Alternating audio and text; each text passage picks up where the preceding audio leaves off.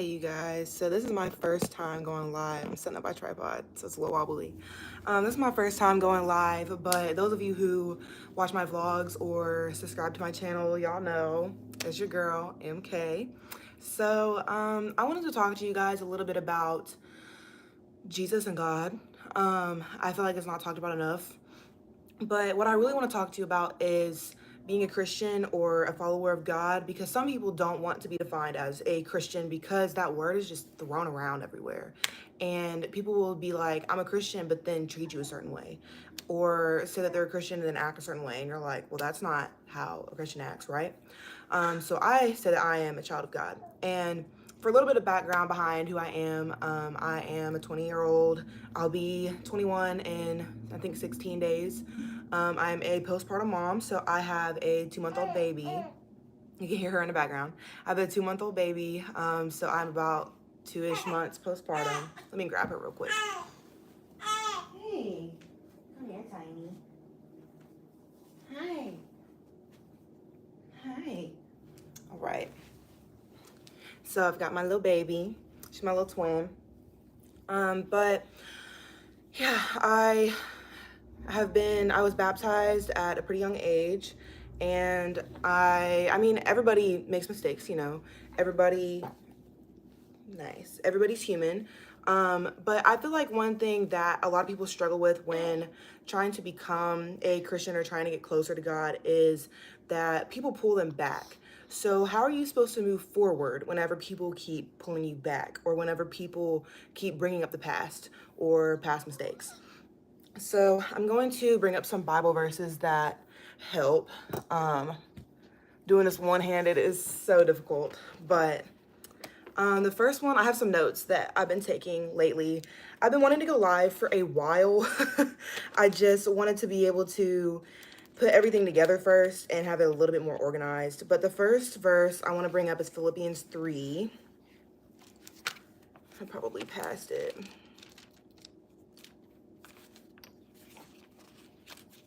What are you doing, homegirl?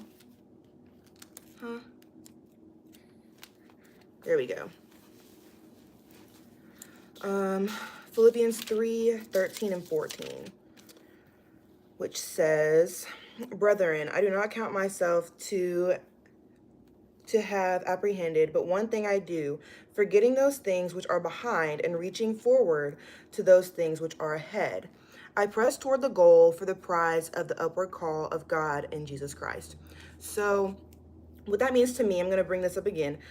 I do, forgetting those things which are behind and reaching forward to those things which are ahead. And this is the New King James Version. And then also verse 14, I press toward the goal of the prize of the upward call of God in Jesus Christ. So one thing, and my husband brought this up to me too, is we need to stop bringing up things of the past.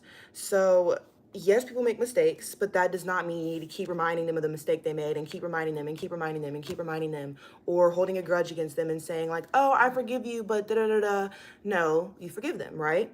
Or if somebody makes a mistake, in order for them to move forward, if you want to encourage somebody to be a Christian, in order for them to move forward, you need to encourage them, not bring them down and say, well, you've been doing this, well, you've been doing that.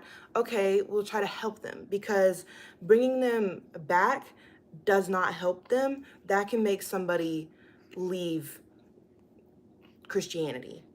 And then the next verse I want to bring up is Isaiah 43. I do not remember where Isaiah is, so I need to look at the table of contents.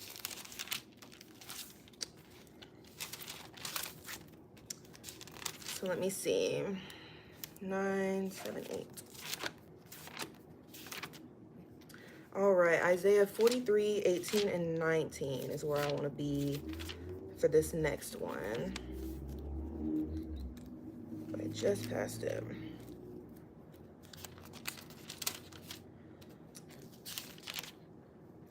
Okay, Isaiah 43, 18 and 19. Do not remember the former things, nor consider the things of old.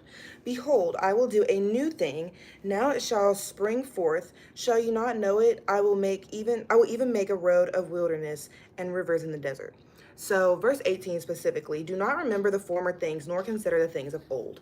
So that being said, bringing up things over and over and over and over and over again, when really, if you've talked about it once, you've talked about it once, and continuing to bring stuff up is not going to be helpful. So say that, I'm trying to think of a good example. Say that I pushed my sister and she fell down and I pushed her on purpose. And someone's like, well, you need to apologize to your sister. You shouldn't have pushed her down. I'm like, oh, okay, I'm sorry. I realized that I made a mistake. Continuing to bring that up and bring that up and bring that up is not what you should be doing. So I push my sister down. I say, I'm sorry. And then 2 weeks later, remember whenever you pushed your sister down? Da, da, da, da? Okay, well, like Isaiah 43:18 says, do not remember the former things nor consider the things of the old. So, you know what I'm saying? Continuing to bring that up and continuing to bring that up, okay, let's move past that. Instead of saying, well, remember whenever you pushed your sister down, this, and that, you could be like, hey, we need to be nicer to our sister. This is a way that you can be nicer to her. Maybe you could do such and such. And so another thing, what's the matter? What's the matter? Yeah? Let's switch sides. So in order to get closer to God, you have to know more about God. And that's something that I feel like isn't talked about enough. So the very first place that I want to look at is John 3:16. And then I'm going to look at Genesis 1:1. So John 3:16 talks about the love of God. God loves us more than we know, and it's unconditional. And I feel like a lot of people in this world love with conditions. They may not say that they do, but their actions speak louder than words, and people put conditions on their love, and it's pretty bad. But I'm going to look at John 3:16. One page away, you guys. Okay. John 3:16. For God so loved the world that he gave his only begotten son, that whoever believes in him shall not perish but have everlasting life. And let's go on to the next one. For God did not send his son into the world to condemn the world, but that the world through him might be saved. So, that being said, God is a loving God. He loves us so much that he gave his only child. See, this is my child, right? And I would kill for my child. So, that being said, I don't know if I could give up my baby, and especially for somebody else. I could not give her up for somebody else. So the fact that, like John 3:16-17 says, God gave up his child for us, that shows how much God loves us, because he loves us unconditionally, and people really put conditions on their love. Why are you pulling my hair? Oh, what's the matter? You okay? The next thing I want to look at is Genesis 1:1. So Genesis 1:1 is the creation, right? In the beginning, God created the heavens and the earth. So, and I'll go down to verse 3. Then God said, let there be light, and there was light. So verse 1 and verse 3 both. If God is able to create the heavens and the earth, do you know how much power that holds? And then him be able to just say, let there be light, and then there's light. Goodness, girly, what's the matter? That just shows that his words mean everything. So there's power behind his words. We can't just say, let there be light, and light appears. We got to turn a light switch on. And how do we get that light switch? Well, people had to work hard to do that. God is able to just speak it, and it happens, as I said in Genesis 1:1 and 3. Another place I want to look at is Proverbs. So Proverbs 8:17. Let me turn there real quick, you guys. And I might have to end the live stream a little bit early because she's getting a little fussy. I might have to feed her soon. But, honey, I want to show you guys this. And then I have one more point I want to make, but I'll probably make that on a different live stream. Early Pop. Hey. Okay. Proverbs 8:19.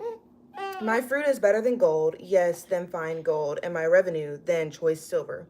So, that being said, what's verse 14? Yeah, verse 19.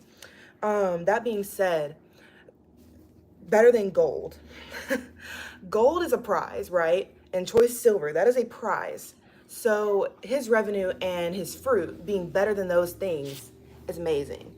God even had a tree, the tree of knowledge of good and evil, right? If there is a fruit that can open you up to the spirit, so the tree of knowledge of good and evil, right? The tree of life, but the tree of knowledge of good and evil, and you're able to eat that fruit and you know the difference between good and evil. Do you know how much power is in that one fruit? One bite changed the entire world. So that just shows how much power that God has. So the first step in knowing God is opening up his word. And the first step to being like God is knowing more about God. So we do need to open up his word. But I'm going to go ahead and end off this live stream because she's getting a little fussy. But I'll have another live stream soon. I wanted to say thank you guys, those of you who tuned in and watched, and I will see you guys next time.